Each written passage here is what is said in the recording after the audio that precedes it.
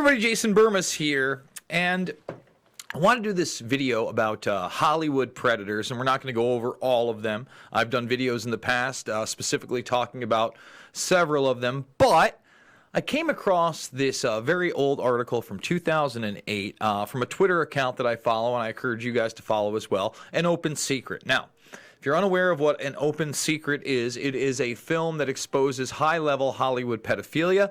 It shows Bryan Singer, the famous director, and his cohorts. It shows the abuses, really, of how talent agents from the very beginning were exploiting these children, including the pioneer of that industry.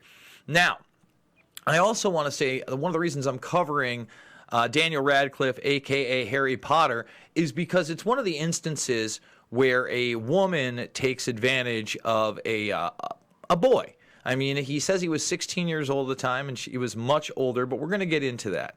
So I also want to talk about An Open Secret in general. Although the film does amazing work, in my opinion, you can watch it for free on Vimeo. I also want to talk about how they do an incredible job on Twitter. That does not mean that I endorse all of their viewpoints. In fact, I'm at contention with some of them. And I've even DM'd them back and forth sometimes and kind of said, well, you know, this evidence points to this, et cetera, et cetera.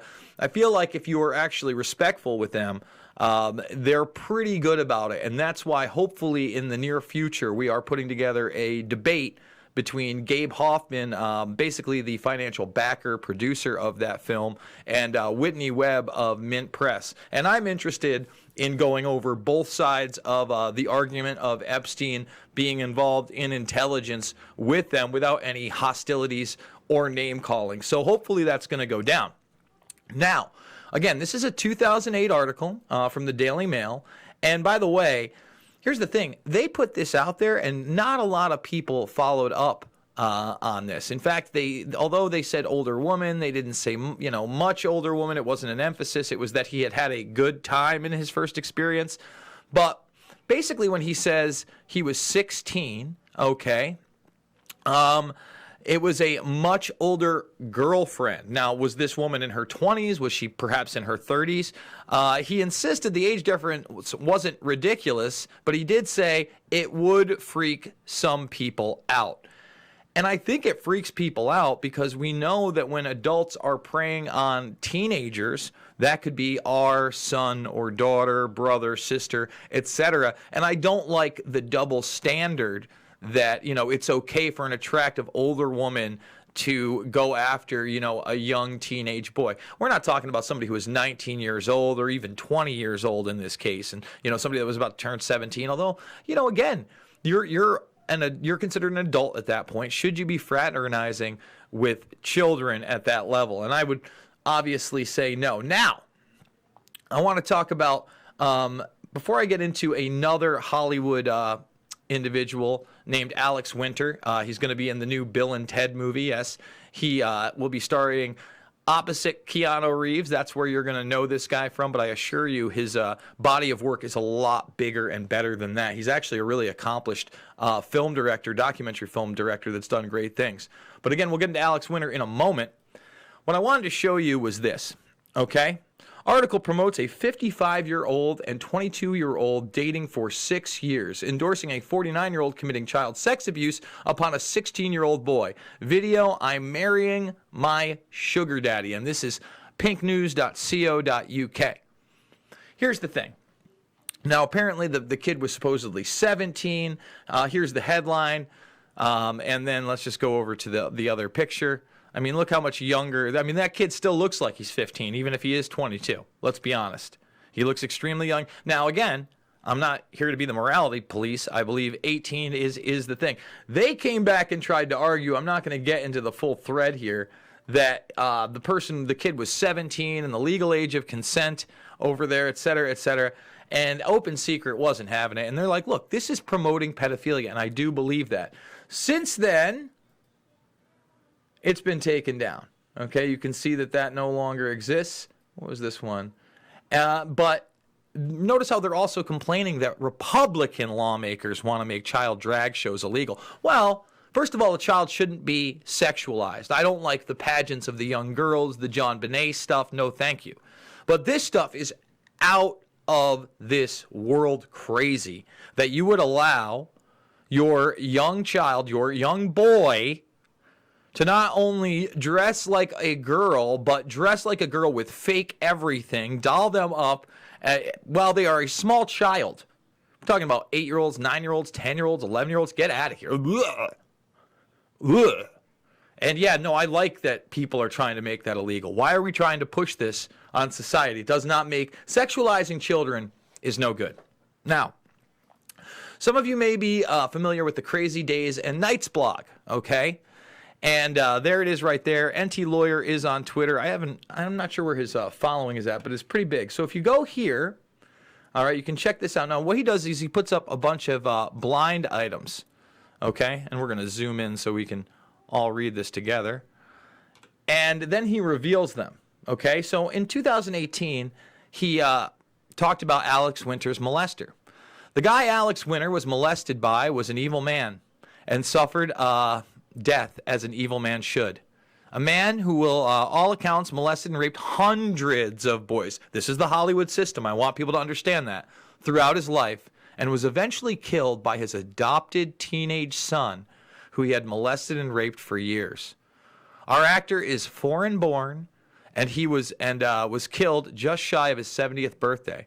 Foreign born and a multiple Tony Award winner who was nominated multiple more times. One of his wins was for arguably one of the more famous musicals ever on Broadway. One of his nominations was for the musical that was great on Broadway and absolute crap when it made it into a movie. He is in both. He was in both. One final clue is our actor died in a different foreign country where he was born. And this is when he's just given that. Okay? So that's the blind item. And here you can see the New York Times article, and you can just look him up, man. You know, 4 men killed this guy. They tortured him in the Dominican Republic afterwards. One of them was his stepson. He molested. There's not a lot of them out there. Why?